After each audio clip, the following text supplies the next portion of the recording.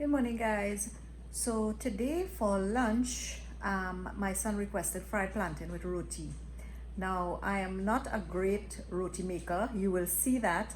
I've never been a good roti maker, but I'm gonna try. And this is where all the fun starts. And this is where this idea came about because of my lack of ability to make roti.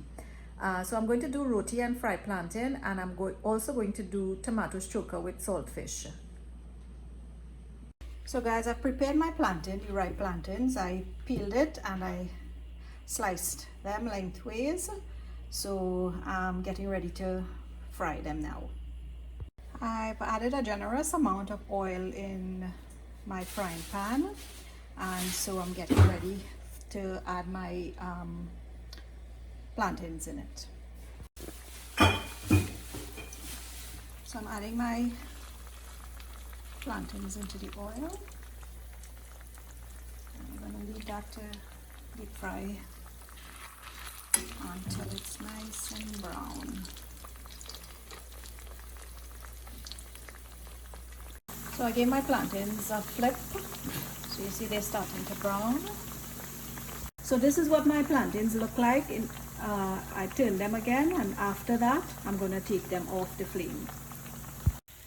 So this is my finished product of my fried plantains. I just have it drained in there on a paper towel.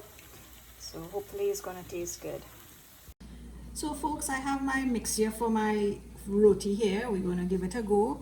I have flour, baking powder, salt, and I always like to add a little bit of yeast because my roti does not swell. So we're going to try it with the yeast and see if that's going to make a difference. Okay, I have about 3 cups of flour, about 2 teaspoons of baking powder, a teaspoon of yeast, a teaspoon of salt, and about a teaspoon of yeast. Okay, so we're going to try that and see how that goes. So just going to mix the dry ingredients all together.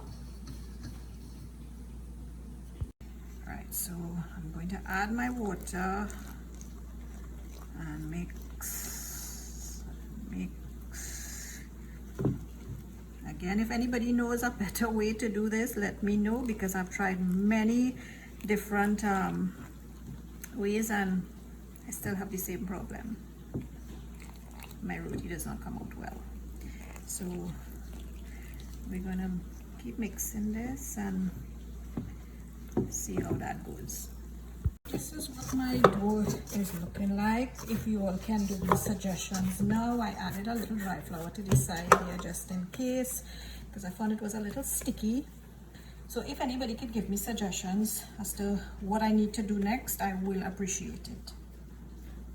So my flour was resting for about half an hour.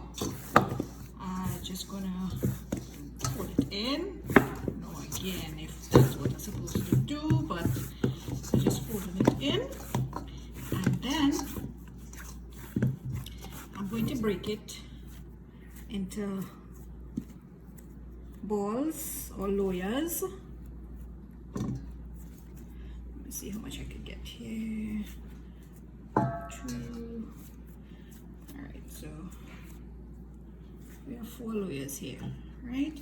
And I'm going to roll each one in, and then when I do this, looking all right, I will leave it to relax a little bit, and then we will roll it out and see how we cook it, and let's see how it's going to look. So we have those 4 there. So I'm going to start to do the hardest part of it all. I'm going to start to make my roti. My tawa is on the fire, it's being heated, and I sprinkled some flour here, and I'm going to start to roll out my dough. So we're just going to that and that. Again, if anybody knows an easier way to do any of the roti making process, please let me know, as I'm certainly an amateur with roti making. So I'm putting my roti on my tawa, and And I was told to leave it until I see little bubbles coming up, and then I'm going to turn it over. Well, I see those bubbles there now, so I'm going to turn it over.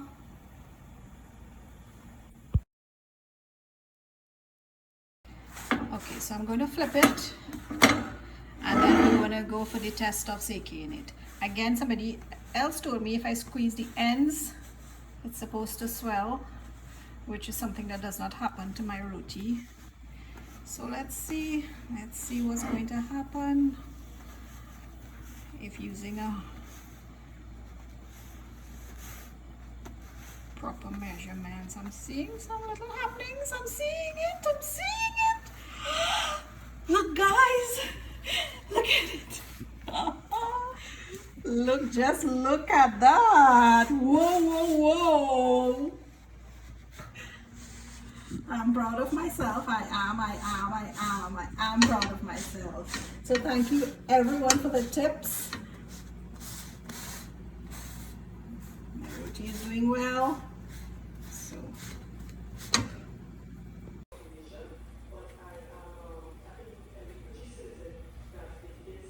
So we have a swelling roti here.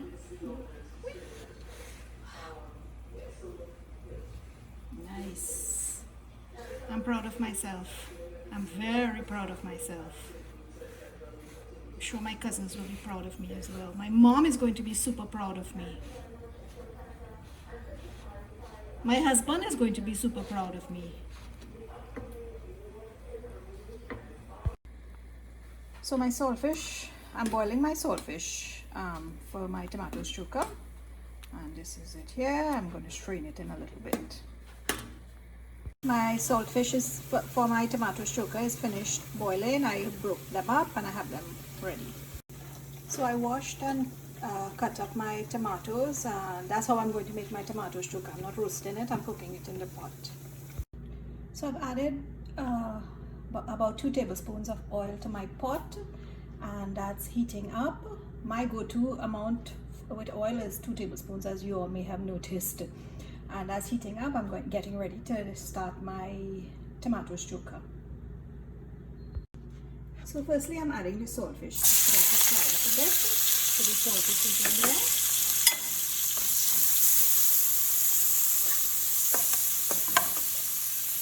Now I'm adding my pimento, 4 pimentos, a half an onion, and a piece of hot pepper.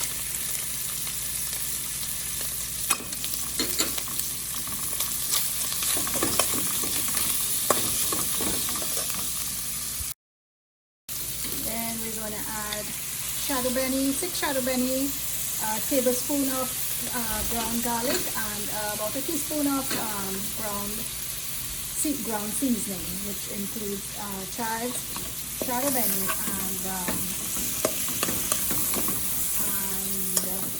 Spanish thyme or pudding. So look at that. Looks nice. So that's the beginning. Now I'm going to add my tomatoes that I chopped up before.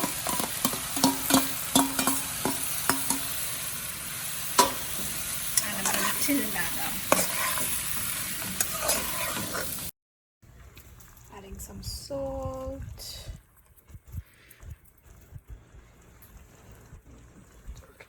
Good. So guys, we have our fried plantains ready.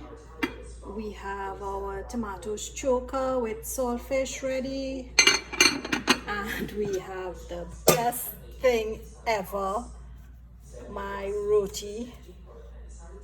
Yeah, so I'll let you guys know how it tastes when we have lunch. So I'm gonna have this for lunch, roti and tomatoes choka with saltfish.